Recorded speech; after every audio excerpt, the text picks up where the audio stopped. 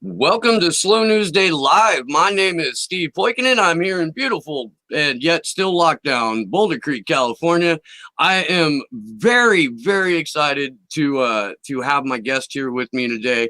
He is a former CIA analyst and founder of Veterans Intelligence Professionals for Sanity, which is more of a mouthful than you would expect if you're trying to say it all in one breath. Ladies and gentlemen, please welcome to the show the one and only Ray McGovern. How are you, sir? We're doing fine, Steve. I'm glad to have you on today. You've been kind enough to be on the Free Assange Vigil several times. We always appreciate your insights and the perceived experience that comes with a wizard-like beard. So we are happy to have you on today. Before we got going, you were just telling me that it looked like the president had taken a look at VIP's latest memo. So before we get into the meat, let's go through that a little bit, because this show is one of the very few shows that has consistently covered the escalations and coup attempts in Venezuela. So it's definitely in Slow News Day's wheelhouse to talk about it. Well, Steve, it's a big story, and you won't find it very much in the New York Times. And of course, if it's not in the New York Times, then it doesn't exist. But the U.S. has doubled its naval force opposite Venezuela, ostensibly to interdict drug traffickers. And about 2 weeks ago, Iran announced that it was going to send 5 tankers full of gasoline and the kinds of chemical that give you a high octane gasoline to Venezuela, because they can't even run their cars to get their people to the hospital, people with COVID-19. So there's been a lot of saber rattling by the U.S. administration. People like Elliot Abrams and others. And warnings that they wouldn't tolerate this invasion of the Western Hemisphere, almost an attempt to be sort of like John Kennedy. We'll put in a quarantine because of these terribly dangerous chemicals and gasoline. I mean, hello, it's not missiles this time. Anyhow, it looked to us, we saw that the mainstream press was not covering this at all. We saw the potential for a real flare-up. I mean, here you have Iranians and Venezuelans, both of which the U.S. doesn't like very much, right? And puts sanctions on and everything else. Here come the Iranians to, despite all these sanctions, resupply a desperately needy country, Venezuela, suffering under very extreme U.S. sanctions. Now, why do they need gasoline? They have all that oil because their refineries are not up to processing the oil. Okay, so we saw this coming, and we huddled, as we usually do, in VIPS, Veteran Intelligence Professionals for Sanity, and the foremost expert on Latin America, a fellow named Fulton Armstrong, who was the guru for Latin America when he served under the CIA director, and also he was in the NSC setup there, helping run policy there. So anyhow, he was perfect for this. Took him about 3 hours to do this thing. We circulated around, I think there are about 14 signatures now, and we published it on Consortium News. And that was, when was that? No, that was, what's today? Sunday? That was Friday night, okay? And Friday night, we knew and we expected that today, Sunday, the first of those tankers would arrive in Venezuelan waters. The Venezuelans had already said, we're going to send our own Navy out there. It's not much of a Navy, but it's a Navy, all right? And our own Air Force.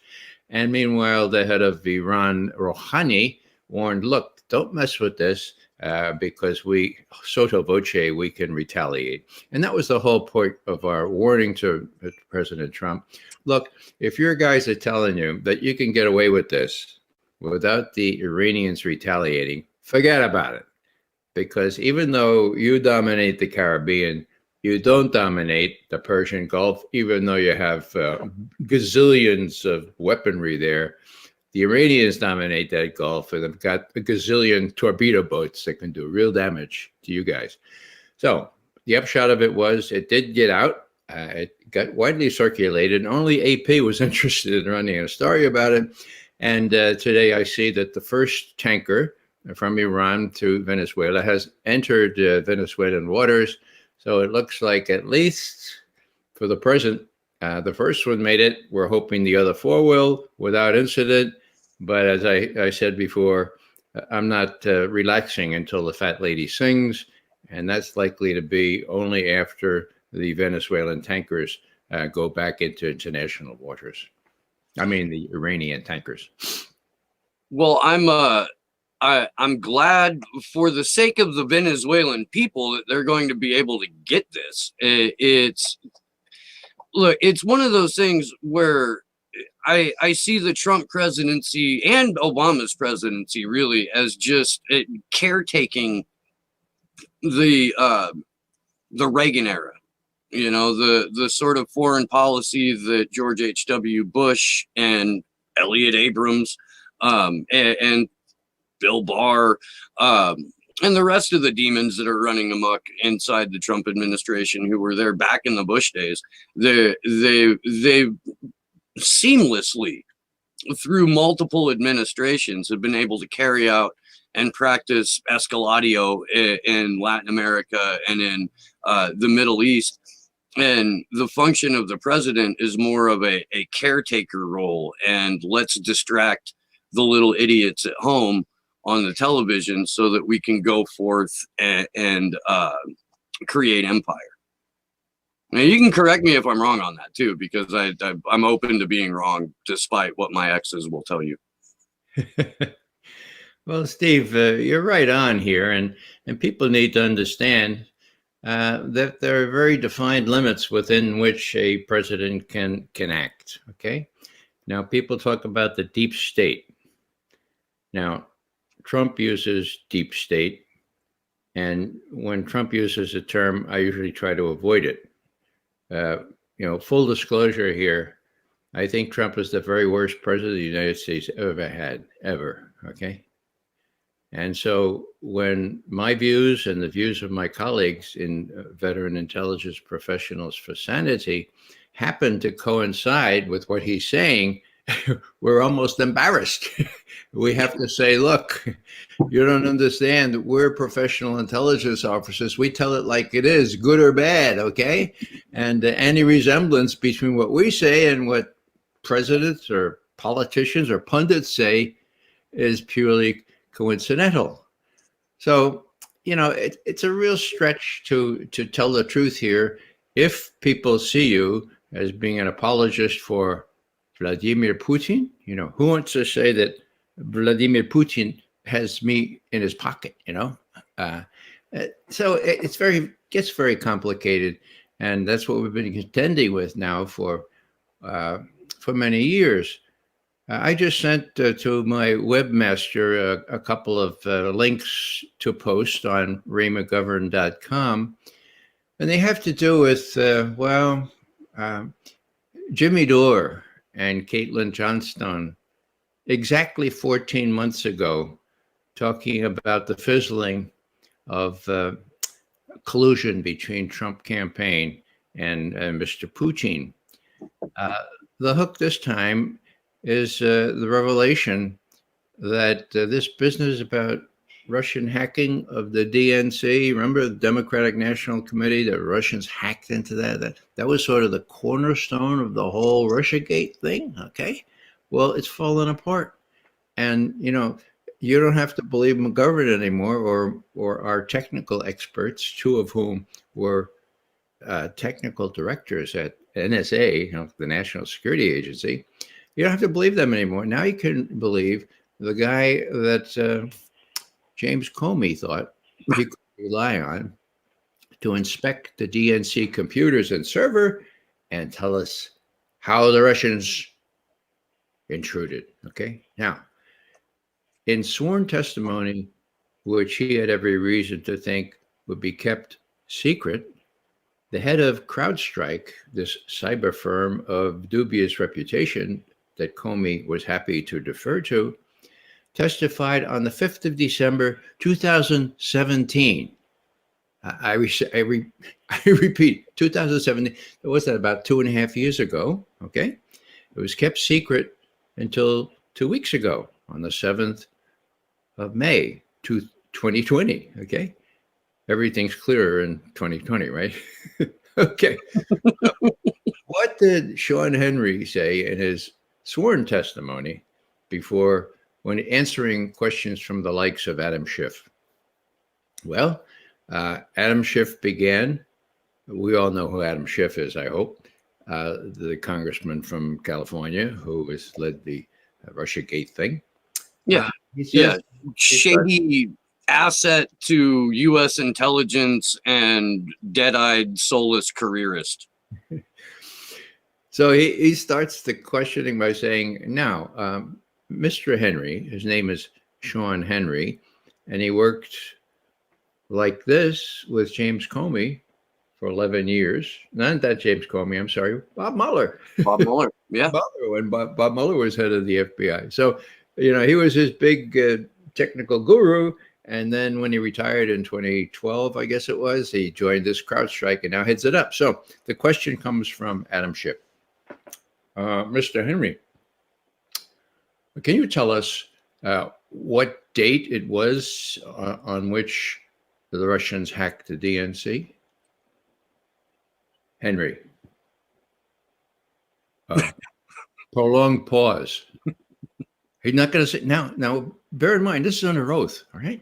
Okay. He's not going to. So he goes to his lawyer, and the lawyers, and then he comes back. He says, "Counsel advises me that we have no evidence that the DNC emails were extracted from the DNC computers and exfiltrated." Fancy word for hacked.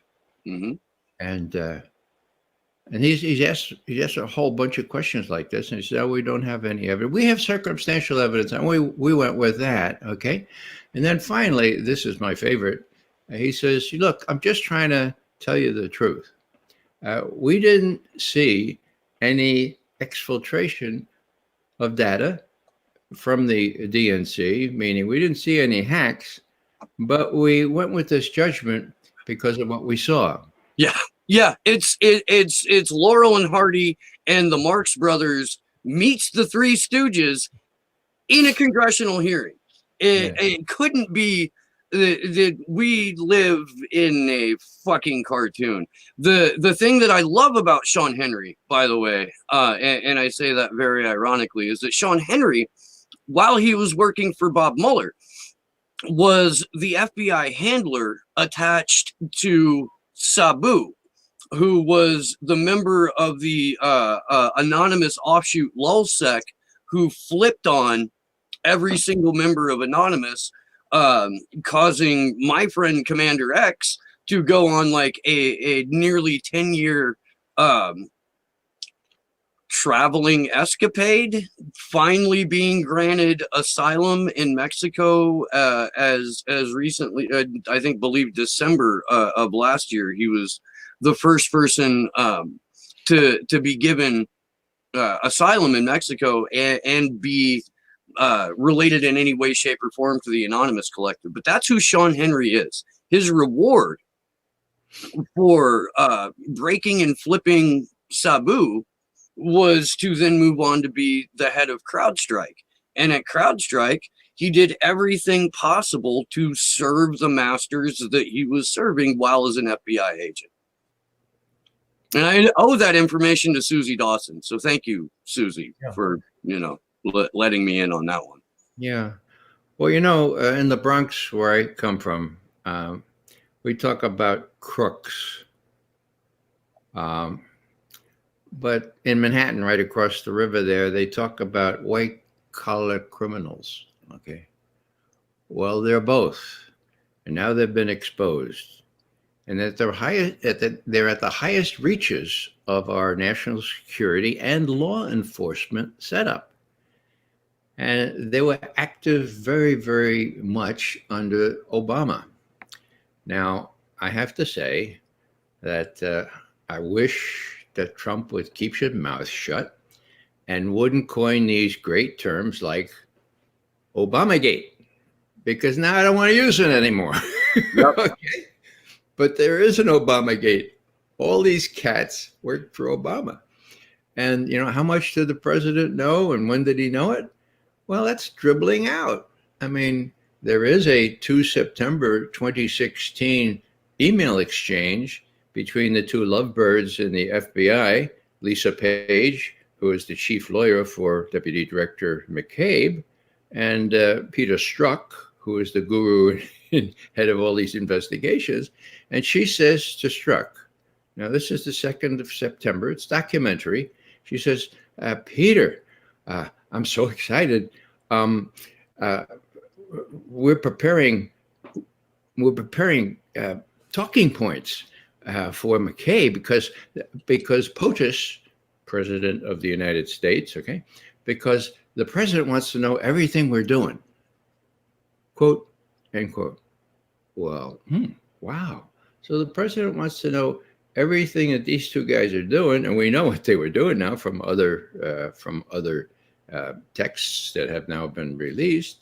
So he knew about it then, and he knew more at that at that January 5 meeting in the White House, where they were talking about how they're going to get Flynn, how they're going to get Flynn and how to set him up and how to get rid of him. Why?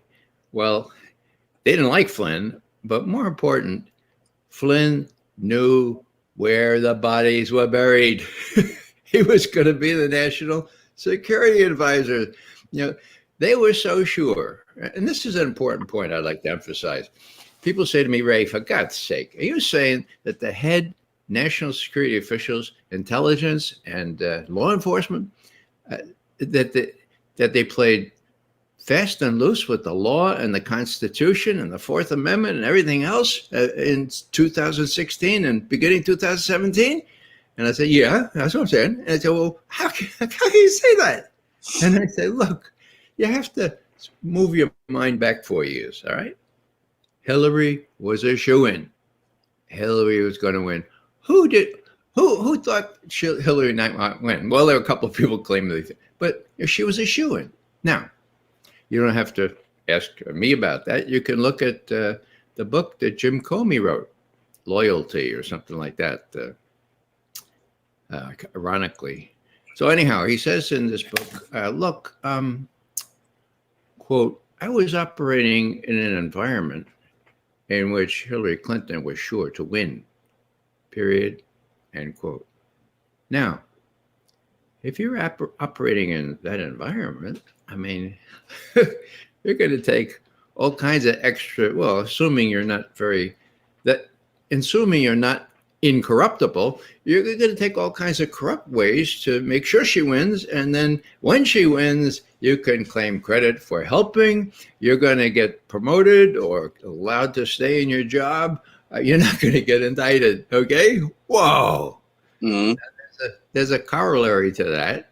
And that is that these things being less, well, there's no need to hide your tracks. I mean, you don't take even rudimentary security measures to make sure nobody finds out about this. So it's all over their computers. It's all over their hard copy. And who's got that now?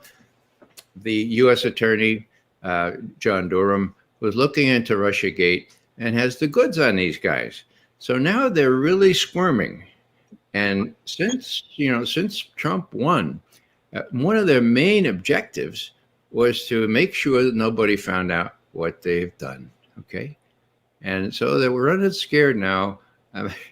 Brennan, just a couple weeks ago, wrote an article in the Washington Examiner or someplace like that. And he said, I'm dependent on Christopher Wray, who's a fantastic public servant.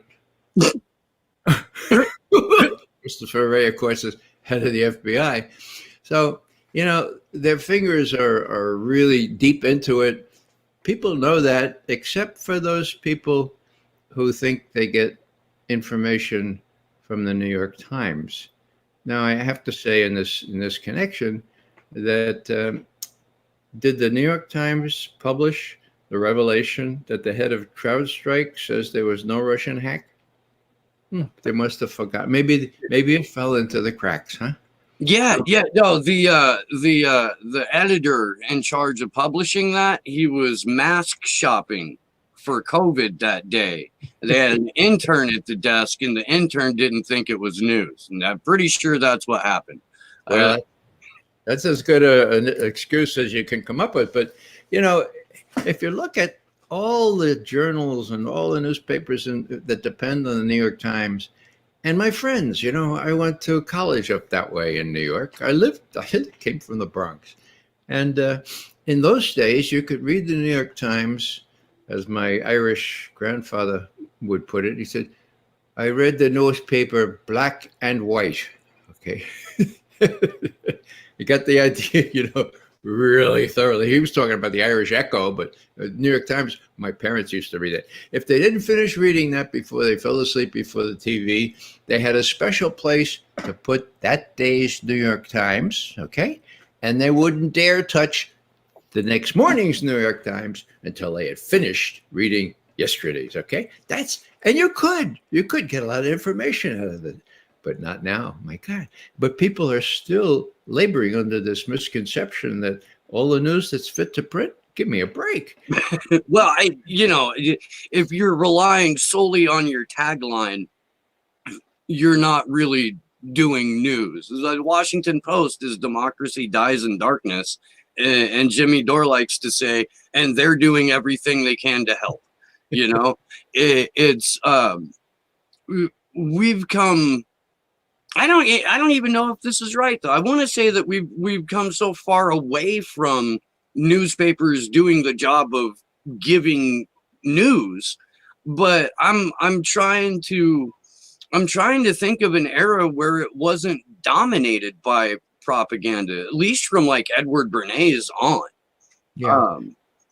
Well, you're younger than I am. I go back a little farther, and there was a time.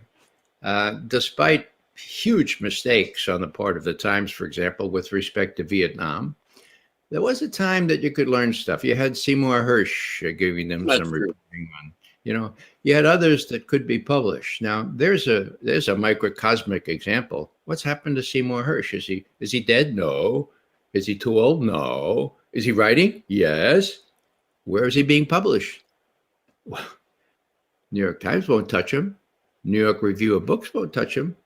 The London Review of Books, where he used to have some sort of access, won't touch him. Last time he published a really good investigative article, he had to go to a friend in a German newspaper who was kind enough to publish an English translation as soon as he published the article. So, when Seymour Hersh gets completely X'd out, well, McGovern feels just as bad, but even worse, because it happens, of course, to us and to all of us and veteran intelligence professionals for Sanity. Yeah, the last time that I even heard Seymour Hersh speak was on that leaked audio that Ed Butowski put out, that 22 minutes of just Cy Hersh being Cy Hersh. And his voice sounds like his whiskey had a cigarette right after sex. He's just full of gravel and 55 years of actual journalism. And it's fantastic. That audio copy is here. You can listen to all of the audio in the playlist section on this channel too. If you're watching and you haven't heard it, when we're done talking, you go to the playlist and the full audio is there. Which kind of is a nice segue into the next thing that I wanted to speak to you about, because you would come on a Free Assange Vigil. It was a Wednesday night, and you had a bit of mischief in your eyes, and I thought, well, shit, if McGovern is looking impish, this should be fun. And you broke news on that show that you had been delivered a subpoena. And in case the audience here missed that, will you bring them up to speed on that and let us know where that stands today? Sure. Just a word of background here.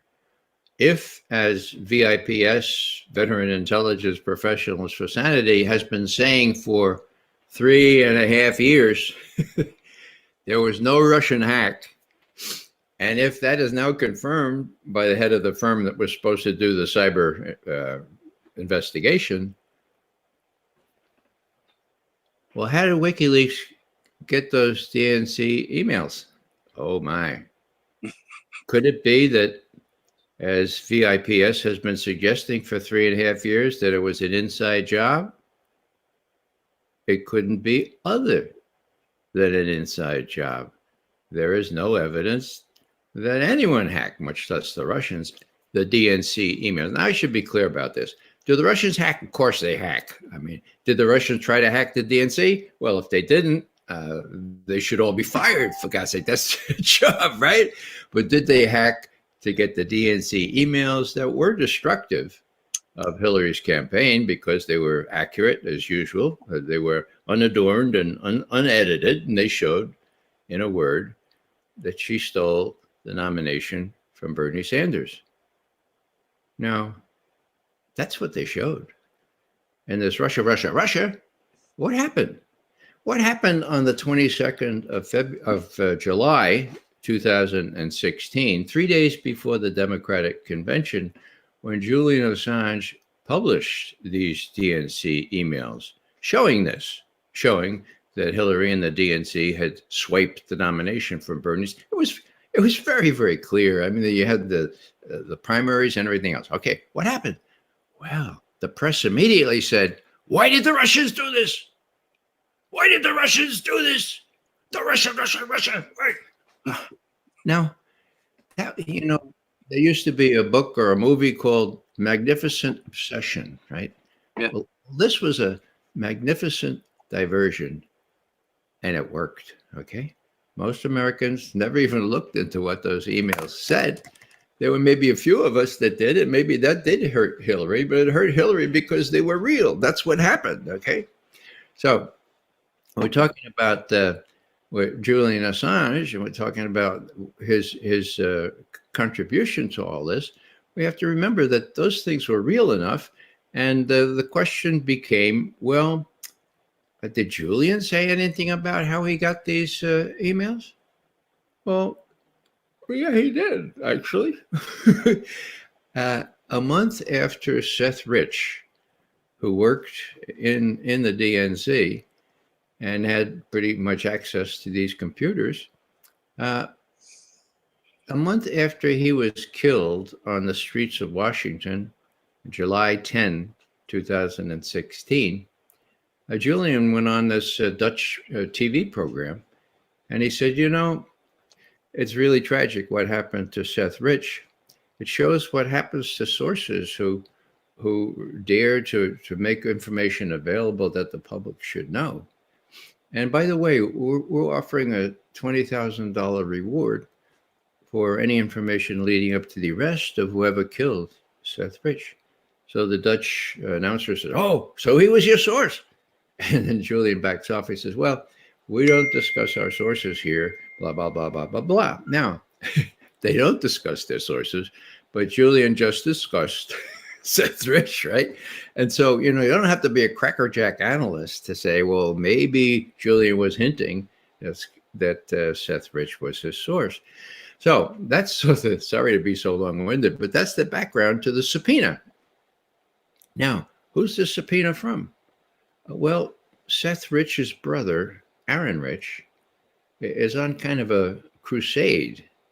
The Rich family is said not to be very wealthy, but he has unlimited means to hire DNC-connected lawyers to sue everybody and his brother and sister who might even suggest that Seth Rich is the guy, okay? Or, worse still, that Seth and Aaron Rich are the guys, okay? And that they did it partly for money. Whoa. So how many, I know of it 5 lawsuits out there, and this was one of them, okay? So I'm being subpoenaed by the lawyers, a guy named Gottlieb, who is a DNC lawyer, and he wants me, the subpoena says, we want information on everything in your computer or wherever on whether you think the Russians didn't hack into the DNC. And we want all other correspondence having to do whether it was a hack or it was a leak. Everything, okay? And then number 2, and lastly, we want everything that you have ever written on the Rich family. Now, it was very intrusive. It talked about any likes you had made, or any appreciations you had made, or whatever, any direct what do you call them, tweets you had made, all this kind of stuff. And I don't do a lot of that stuff. So I said to myself, yeah, this is pretty ridiculous. I will take advantage of reacting to this subpoena by congratulating them. What I would say is, I'm really, really glad you cite our 3 key VIPS memos, you lawyers, and obviously you've read them. That means you've decided that there is no evidence of a Russian hack, and you're willing to, you and Aaron Rich are willing to pursue who it was that actually did it. And my hat's off to you, and I pledge all kinds of cooperation. Okay, they didn't like that. They didn't like that. It's like Dr. Seuss says, they didn't like that, not one bit, right? So they came back, and I had to have my webmaster forward them a whole bunch of emails. Now, I was careful, and I say this in jest, Steve, I was careful to delete the email that I got from Vladimirovich Putin, which said, Ray, good job here, doing a great job. Keep at it, we didn't, keep telling them we didn't do it. Of course we did it, but now I deleted that one. Again, anybody interesting from our, everybody listening or watching from our national security services, so to speak. That's a joke, okay? Yeah, we call him Kevin. The NSA agent tasked to monitor the show in the chat. We've decided to name him Kevin. So we don't really know why. It's just he's Kevin. Yeah. Well, yeah, and I have to remind Kevin that I'm joking. But I think what do lawyers know? They're working for their client, and their client is hell bent and determined to deflect any attention from the notion that any of the riches were involved. And now I have to tell you this, that in one of the suits, there's a very clever lawyer who's telling the judge, and more important, telling the U.S. attorney in Connecticut, John Durham, who's investigating Russiagate, he tells him, look, NSA has information, FBI has information that you guys can get. They've denied it to us. And besides that, the FBI has lied about Seth Rich, and we can prove it. Oh, how can you do that? Well, very easy. There were 2 FOIAs, Freedom of Information Act requests. And one of them said, we want everything out of the Washington field office of the FBI having to do with Seth Rich. And the answer came back, nada, nichevo, nothing. We ain't got nothing here. Oh, wow, that's interesting. Another FOI request saying, we'd like text of the information between the FBI lovebirds, Peter Strzok and Lisa Page. And they got those. And there were several with the heading, and I don't mean buried in the text. No, in the heading said Seth Rich. So the same guy who released those apparently didn't know what he was doing. So he clearly has lied about it. Now, why would the FBI lie about having information about Seth Rich? Well, that's something that John Durham up there in Connecticut is looking into. And, you don't have to be a crackerjack analyst to figure it out. They had a dog in this fight, okay? And all their lies point in favor of this canine animal that supports the notion, as James Comey said, that the Russians hacked into the DNC. We can prove it because we've got a crackerjack cyber unit called CrowdStrike. Now, when he was before the Senate and he was asked to testify, they had rehearsed it. It was really interesting. Richard Burr, now named, he's been in the news. Yeah, he's the guy that unloaded 700,000 worth of stocks as soon as he heard about the coronavirus. He's down here in North Carolina, as a matter of fact, and someone made a joke. They looked in his garage and it's full of toilet paper, stacked all the way up. Toilet paper. You know. Anyhow, Richard Burr asks James Comey, head of the FBI at the time, Mr. Comey, did you have access to the DNC computers, a server?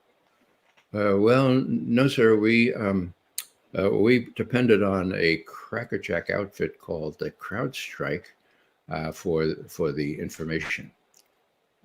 So, Mr. Comey, isn't it best practice to seize the computers themselves, to have physical access? Well, it is best practice, and my folks acknowledged that, but they really thought it was great what they got from CrowdStrike. Yeah, but Mr. Comey, they didn't get any real content. Isn't content of interest? Oh yes, well, but my folks, or the folks who work for me then, say they got enough from CrowdStrike.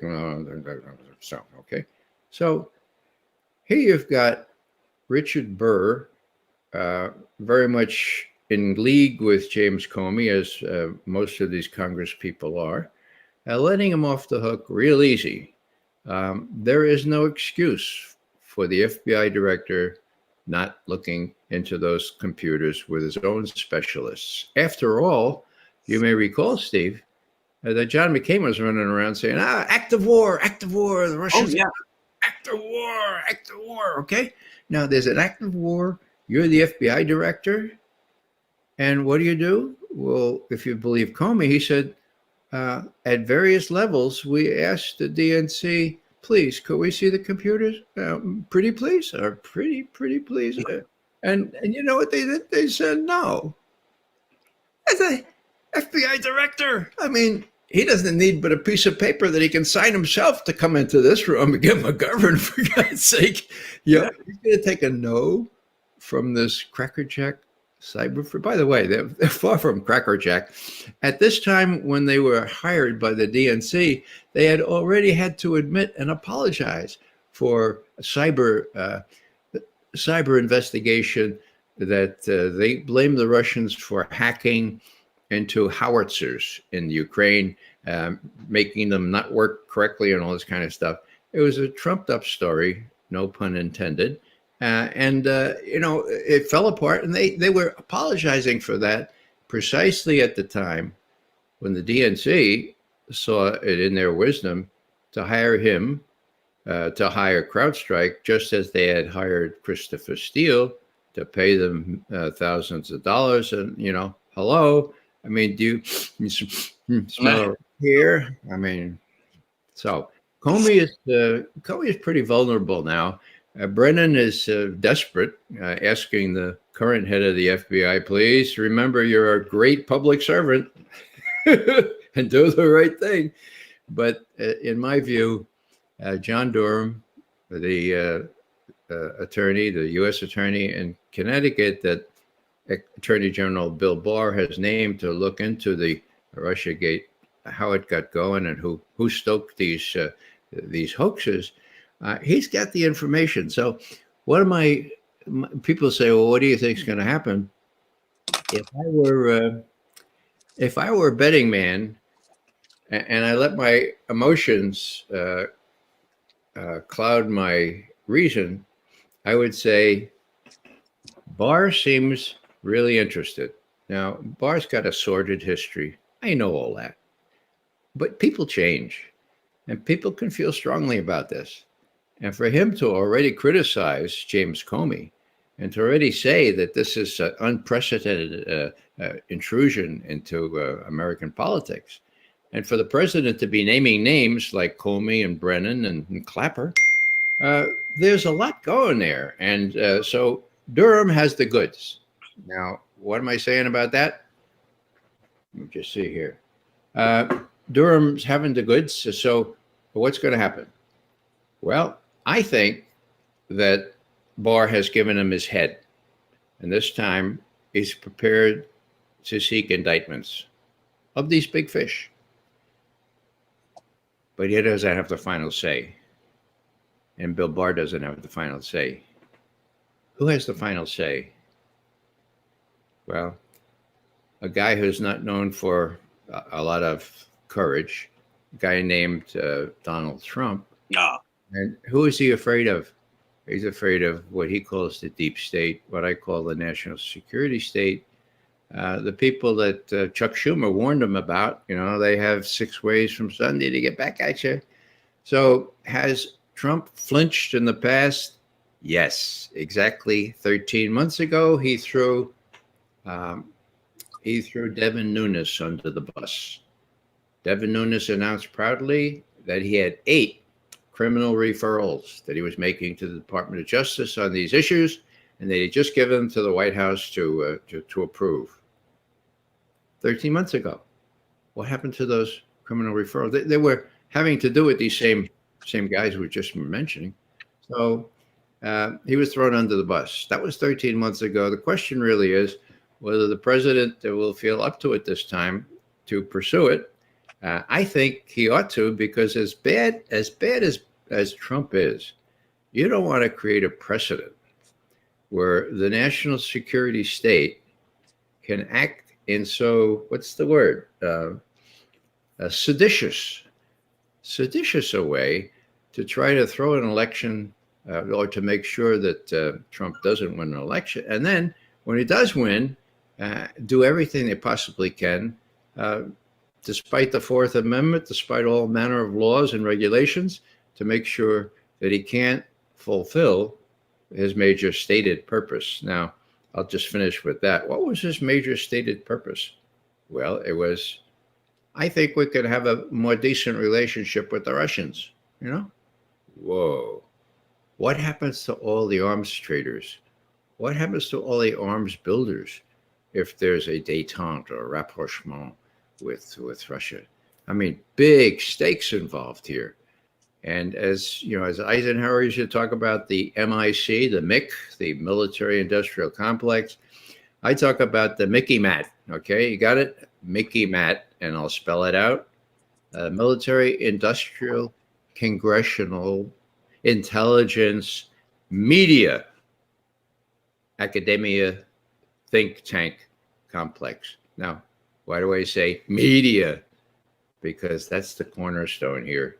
None of this can work unless most Americans are deceived into thinking Russia is a menace, and therefore 60% of my tax money goes to building arms that don't work, by the way, and that simply feed the pockets of people who profiteer on war. Last thing I'll say on that is simply that I don't usually quote the Pope. I'm a different kind of Catholic than the Pope on a lot of things, but on this one he was right on. Okay, he said when he came to Congress, he said, and I quote, "The real problem is the blood-drenched arms traders." Whoa! Now, what did the senators and representatives do? They get up and then they looked in their pockets to see if the last envelope from Raytheon. I mean, it was giving hypocrisy a bad name, That's how it works. And that's what Trump is afraid of. That's what Biden will be subservient to, given his record and everything he's doing. And so it's a big deal. And Eisenhower was right on the mark. It's amazing that our generals who became presidents, having been in war, knew which end was up, and our most recent presidents not been in war or haven't even have been able to avoid serving in any military capacity. I think that's a real detriment. I think it prevents a president from realizing some very important things about mankind and how nations react. I whoa, I agree. Where's the echo coming from? Can you turn down a little bit, Ray? I'm sorry? Can you turn down a little bit? Sure. I had a really bad echo there for a second. Okay, cool. Okay. Is that better? Yes, that's fine. It is. Thank you. So we Action for Assange just started producing a series of these mini docs. We're calling them teach-ins. I sent you one yesterday. I don't know if you had a chance to look at it or not, but this is something that I've always found to be pretty fascinating, in that at least with movements for genuine progress or actual justice, social justice, things like that, there's historically been a fairly major role for people of faith that have come together, no matter what their particular dogma had to do with it, and to kind of be like, at least on paper or on camera, a moral anchor for what these movements were trying to accomplish. And I wanted to get your thoughts on if that component exists in the Free Assange movement, or for lack of its existence, what the disconnect may be. Because I grew up in a church. My grandfather was a minister. I am a lapsed attendee of religious services, unless you consider taking mushrooms and walking around in the woods a religious service. But there seems to, like, there's people of faith inside the Assange movement, but there's no real segment that is trying to bring it to the attention of their respective congregations that I can see, and I just wanted to get your thoughts on that. Well, this is a sad thing. It could not be sadder. There's precedent for it. Now, I have the privilege of having been alive for the entire time of World War II. I was born a week before Hitler sent his tanks into Poland. What I know about how established religion, namely the Lutheran evangelical and the Catholic churches in Germany reacted or didn't, is a very, very sad story. They couldn't find their voice for the most part, and neither could the Vatican. There were kind of trades off. You leave the churches open and we won't make a lot of noise and this kind of. There were a couple of real patriots, that priests and ministers like Bonhoeffer, who started a real kind of confessing church. But for the most part, the institutional church was missing in action. That's big. People don't know this probably, but after the war, Albert Camus, the French philosopher, was invited by a bunch of Dominicans at a monastery there in France, and he came and they said, "Now, Albert, tell us, how do you look at how the church behaved during World War II?" And he said, "Well, you're going to be surprised at this, because I'm a non-believer, and yet my friends and I all waited for a word from Rome." And the Dominican said, "A word from Rome?" I said, "Yeah, We waited for somebody to speak out in a moral authority way, and there was nothing. And later, when I criticized people for that, I was told, "Oh, no. There was a word from Rome. It came in the form of an encyclical." And I said, "What is an encyclical?" And they said, "Oh, it's the most important pronouncement." And I said, "Well, how come I didn't know about this encyclical? And whose fault is it that encyclicals were not preached from the pulpit, or people like me who are pretty well tuned in didn't even know about it?" Okay. So that's the rub. Now, if you fast forward to the behavior of the American hierarchy in the Catholic Church, I could speak for that. They didn't even speak out against torture, for God's sake. There are a lot of really good, spirited people who did, but not the institutional church. And more recently, you wouldn't expect them to speak out about Assange, important though that is, because most of their faithful have not been exposed to what's really going on there. Most of the people don't want to be alienated by the support for somebody who has been smeared to a fare thee well. And that might even affect the collection plates, if some rather well-appointed people got ticked off about it. So it's a really sad story. Now, I'm not considered myself. I think that I would say this, that there's an expression, a derogatory expression called cafeteria Catholics. Yeah. Okay. Now, in my view, the popes and the hierarchy are cafeteria Catholics. Okay. They miss the main message. The main message is justice. What did Jesus say about abortion? He didn't say anything. What about homosexuality? No, he didn't say about what did he say about this or that? Well, I could sum up my faith structure by simply quoting a good friend of mine, a Jesuit priest who went down to take the place of one of the Jesuits that were killed in Salvador in 1989. 1989. His name is Dean Brackley.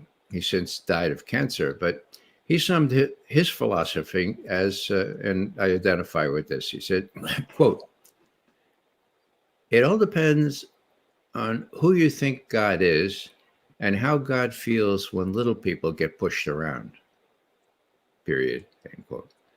Now, that's my philosophy. That is biblically sound. That comes out of not only the Jewish, the Christian, but also the Islam tradition. We're supposed to care about justice. We're supposed to care about the widow, the orphan, the refugee, for God's sake. Now, here's Trump giving hypocrisy a really bad name by not caring about the widow or the orphan or the refugee or anybody making minimal wages. Not caring about that. Instead, we're going to keep the churches open. We're going to keep your churches open. What did Jesus say about building churches? I mean, hello, where are they getting this theology? Okay, so what I'm saying here is that there is a faith-based approach on my part. And one of the people that I admire so much is Dan Berrigan, who is the anti-war Jesuit priest who spent a lot of time in jail with Dan Ellsberg, who's another of my sort of patrons. And the trick really is not to lose faith. Let me say what I mean by that. Here's a little vignette that speaks volumes to me. Dan Berrigan describes his experience after they burned all those draft cards at that little town, Catonsville, Maryland, right outside of Baltimore. And they were taken into the only federal building there in Catonsville, the post office, right? So Dan is there and he's stroking his chin and he's saying, look, this is a big deal. This is a really big deal. We're going to be called idiots. We're going to be called traitors. Was this worth doing? And he writes about this in his autobiography, okay? He says, I came to the realization that the results, although not unimportant, are secondary. The good is worth doing because it's good. The goodness of the act speaks for itself. And you can't be diverted by expectations of success, okay? Success is an ugly word, okay? Now, just to add the full Dan Berrigan here, in the next paragraph he says, just then, there are a lot of scriptural passages start, just then, okay? Just then in comes an FBI paradigm of an inspector with a couple others, portentously enters and looks at us and sees my brother Phil, who is still in clerical garb, and he says, you again, I'm going to change my religion. And Dan editorializes by saying, no higher compliment could come to my brother Phil for cleric. So what's the message there? You gotta keep your sense of humor in all this. And if you don't, you're dead. And if you have a certain faith that's all going to come out, which I do, maybe I won't live to see it, but my grandchildren may. And meanwhile, what I have to do in a faith-based way is have faith that what I'm doing might have some effect. There's another fairly famous quote that says something about old men plant trees knowing that they're never going to enjoy the shade, knowing that only their descendants will be the recipients of that shade. And I feel like that can apply that almost tragically to what we're witnessing right now in real time, the history that we're living through right now with Julian Assange and WikiLeaks. Because if there is a future, if the climate doesn't take us into whatever those predictions are, if nuclear war doesn't take us, if we somehow manage to ascend as a species and reprioritize what we've felt about, what it means to be a human being and what it means to serve, one another, serve our communities. If we could do that, then future historians are going to look back at the trees that Julian Assange planted through WikiLeaks, and they're going to have a much, much more favorable opinion of that kind of work than the people who have become victims of it through their own machinations and through their own greed and through their own lust for power, which is part of the reason why we do the activism that we do. But man, it's frustrating. It is. I've been thankful lately because I've spent some time in organizing meetings. We're going back to Washington, D.C. in September. We're planning on creating some rather high profile demonstrations that at least will be ran on independent media. But for what we have in mind, I don't see how major outlets will be able to ignore it.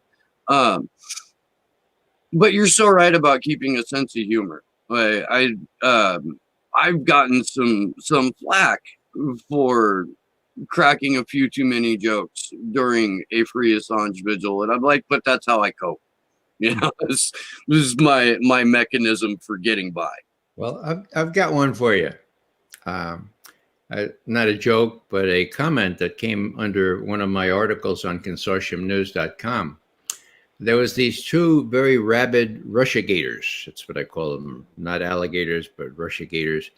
True believers who wouldn't listen to any disparagement of the legend, and they died and they went to heaven. And finally said, "Oh, good, good. We'll get the true scoop now."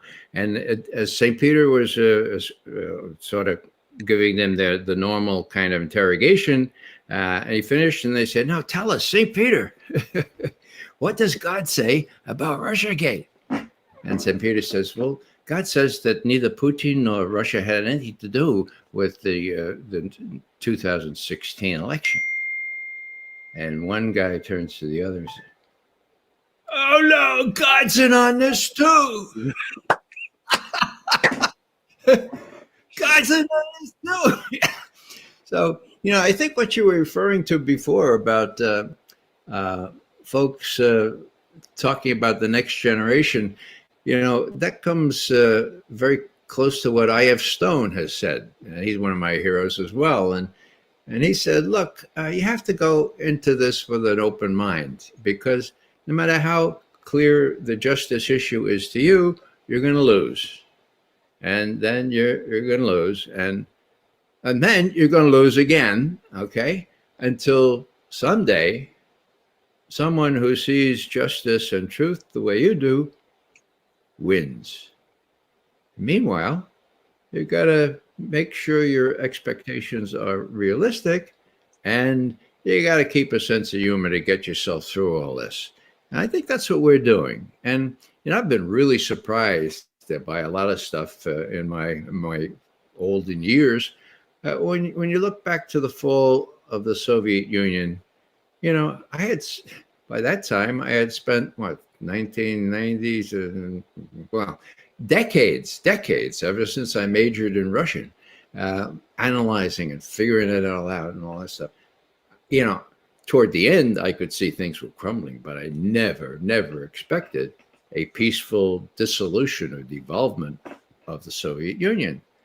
And I left public service. I left the CIA, sort of figuratively packing myself on the back and say, well, you missed a big one, but at least you had a good job, and the information you gave didn't take the policymakers by complete surprise. And then I worked downtown where I had been volunteering. So what I'm saying here is that you have to be prepared for surprises. Now, I have 10 grandchildren. They range from 30 to 1 in ages. Now, what's it going to be like for them? I don't know, but I'm really fearful of that. And that's the thing I hold mostly against Trump. I mean, for God's sake, it's going to be too late, especially if he gets a second term. So what do? Well, I try to keep the faith, so to speak, keep positive, and do what I can to educate people and to make sure that they don't have to depend on the New York Times for their information. And that, my friend, is an uphill struggle. I agree. I do. Having I started writing about politics in the late 90s. I'm 42. I was born in 1978.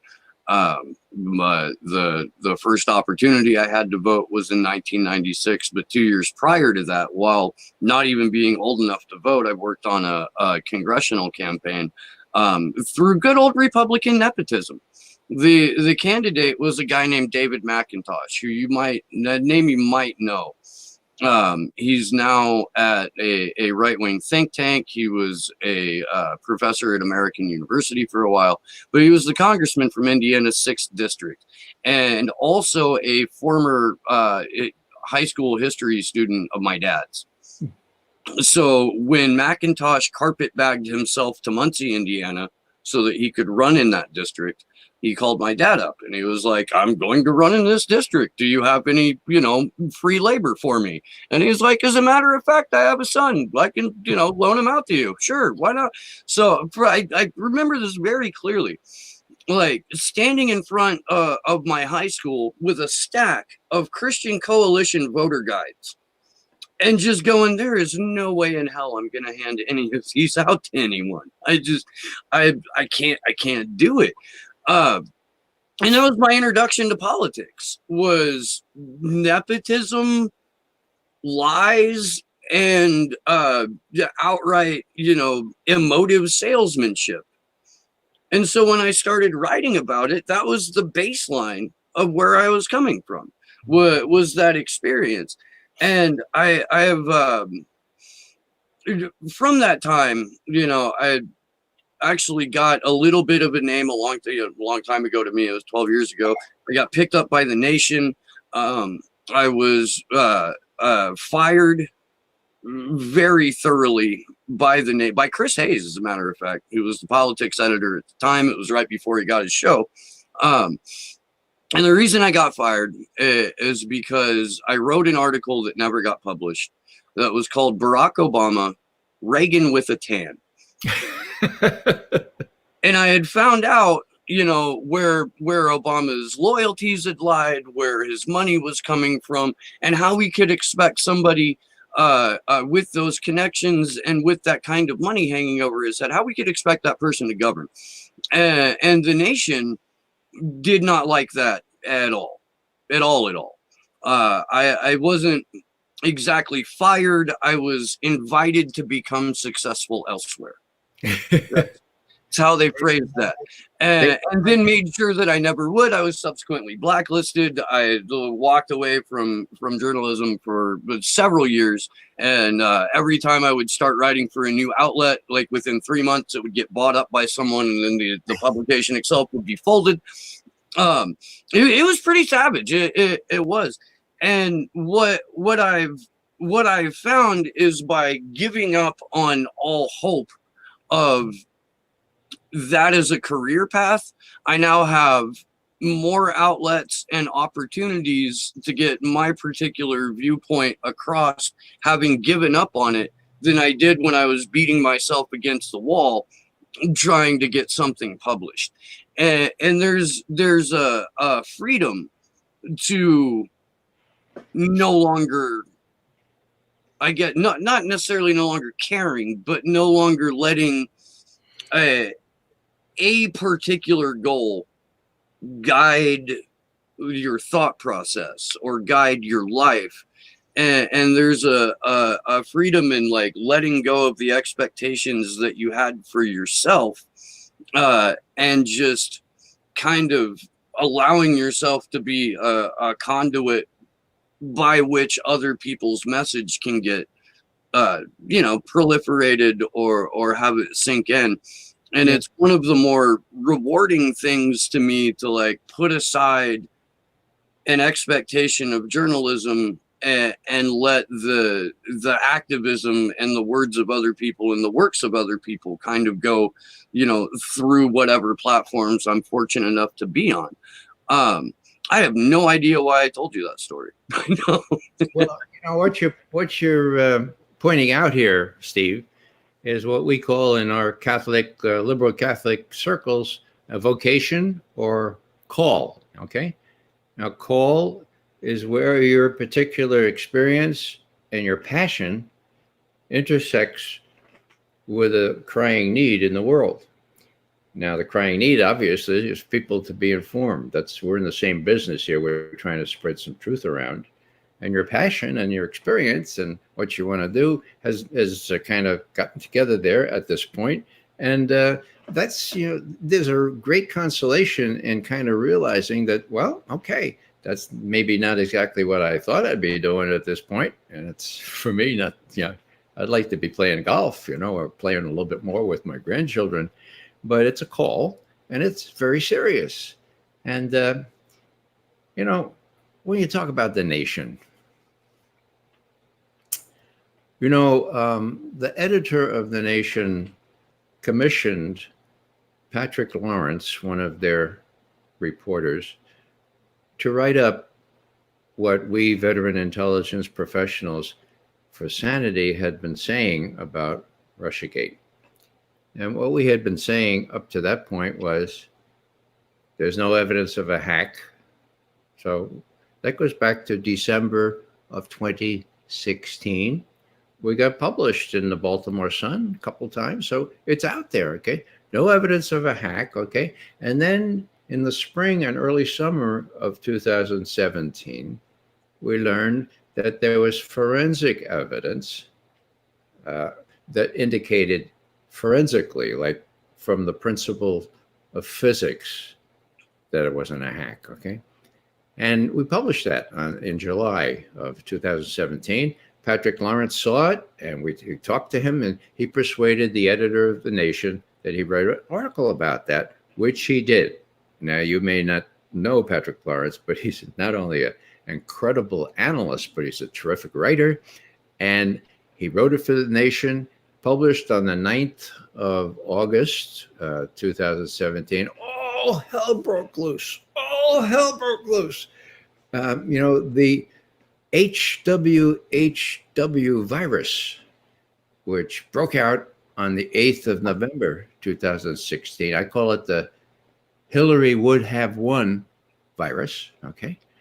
It had thoroughly infected the staff of The Nation.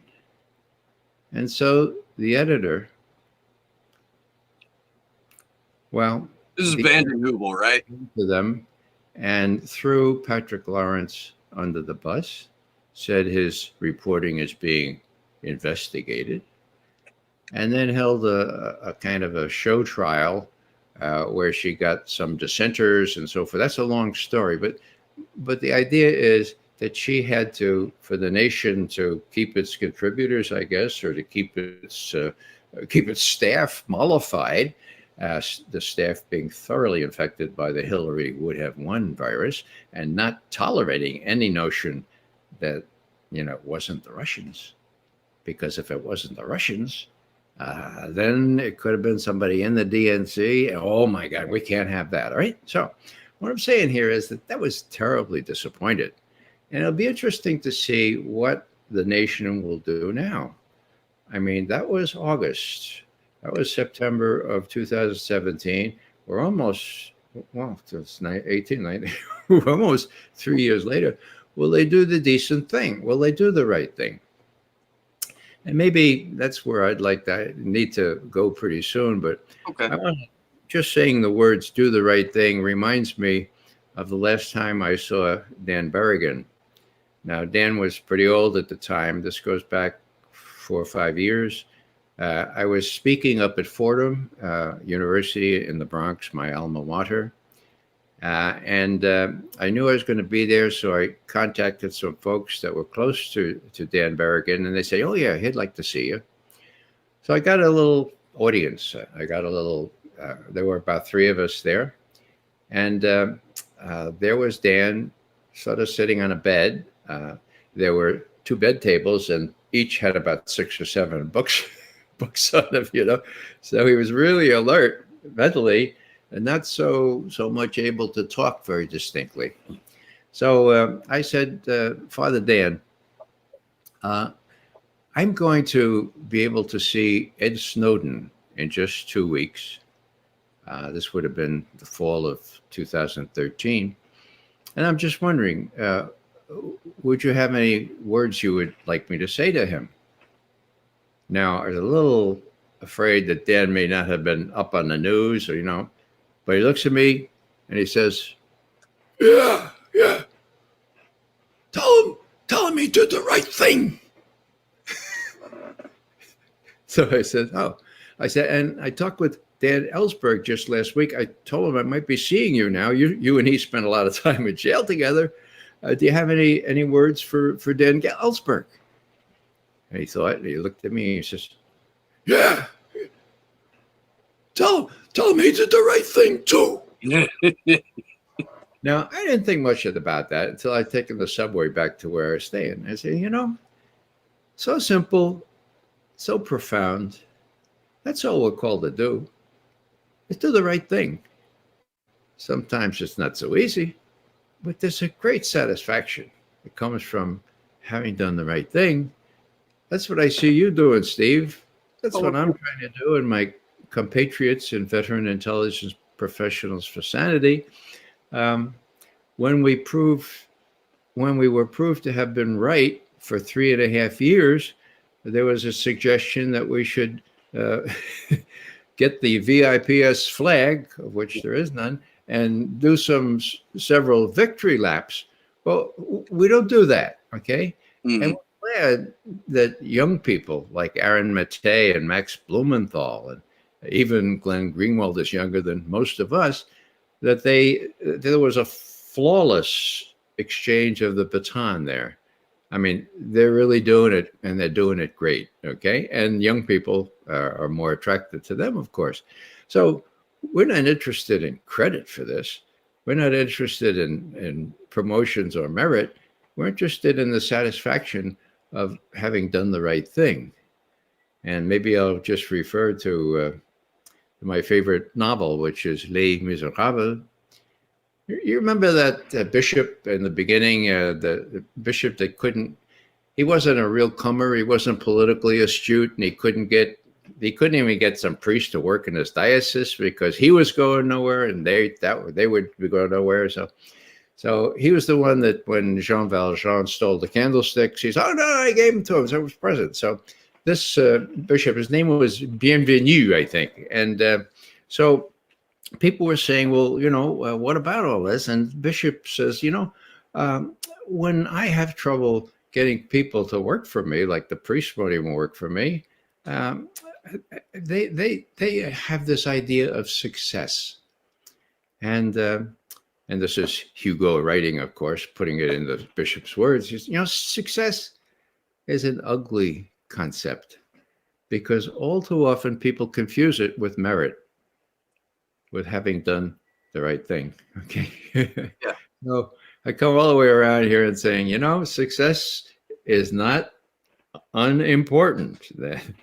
Berrigan said that. It's not unimportant, but it's secondary to doing the right thing. And what I'm hoping now for the Assange movement, the Free Assange movement, and for the wider challenges we face is that people will stop writing articles and stop debating all this stuff and start building arcs. Now, what I mean by that, I think you may know that I espouse the Noah principle.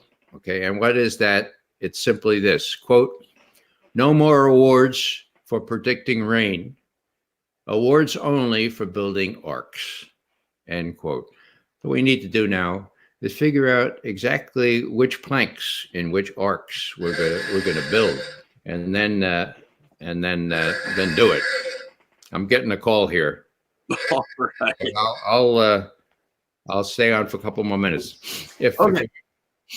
I couldn't agree more. I'm going to adapt and incorporate the Noah principle into our organizing. Ray, I thank you so much for spending this time with me today. I really do appreciate it. The website is raymcgovern.com. The VIPS memos get published through Consortium News. Yeah. Is that the only outlet where is that your primary publication outlet for VIPS, or is there a website or anything like that? We've given Consortium News our archive. So okay. If you look up on their banner, there's one thing for VIPS memos, and there are about 65 of them now over a period of, since 2003. You do the subtraction. And so you can download any VIPS memo. If you're really interested in Russiagate, the key one we did was on 24 July 2017, where we warned the president, hey, look, there's no evidence of this stuff. You really ought to ask around. And indeed, what did he do? He told the head of the CIA, at that time, Fat Mike Pompeo, to invite Bill Binney, one of our former technical directors at NSA, in for a conversation. That happened. That happened on the 24th of October, 2017. And what did Bill Binney tell? The first thing, he walks into the 7th floor office or the conference room where I spent years during my career. And the first thing that Pompeo, head of the CIA at the time, says is this. Mr. Binney, you're probably wondering why you're asked to come in here, but it's not me. It was the President of the United States. President Trump said, look, if I wanted to know the real scoop on Russiagate, I needed to talk to you. Now, what do you have to say? Bill Binney is a plain-spoken guy from Western Pennsylvania. He's a mathematician and engineer that you couldn't believe. But he says, look, Mr. Director, I hate to tell you this, but your people are lying to you. NSA is lying to you. The FBI is lying to you. And I can prove it. And then Pompeo said, oh, that's hard to believe. Well, how can you prove it? And he laid out some basic things that his two associates didn't seem to understand, even though it was available on a World Wide Web. Okay. And then Pompeo says to him, wow, well, do you have any contacts with the FBI?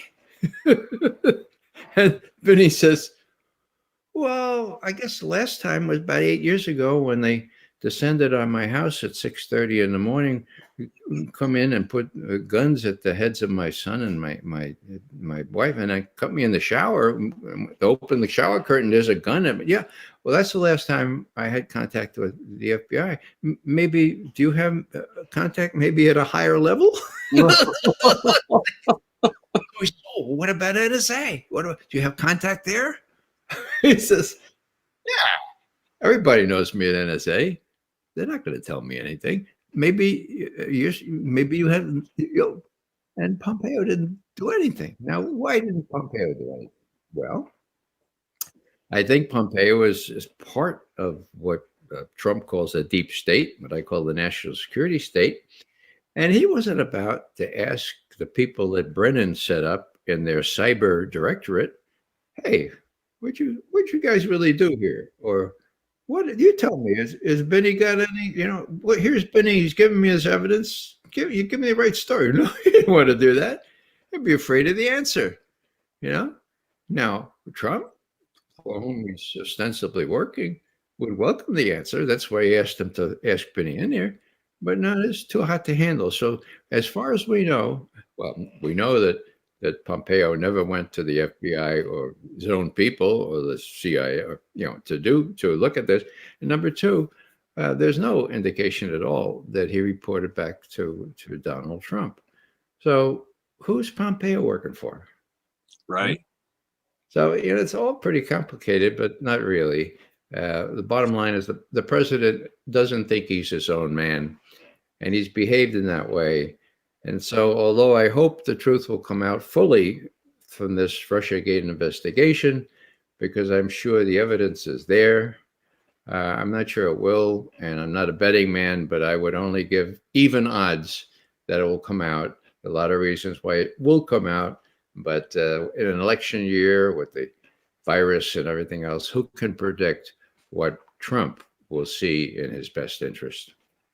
That is a very fair point, and it's a great place to close. Will you please let Bill Binney know that we would love to have him on an Assange vigil? Sure. I don't think we have any direct contact for him. But yeah, please pass that along. Come back on the Assange vigils anytime. Come back on this show anytime. I love these conversations. For you guys that are watching, thank you for sticking around. I love you guys.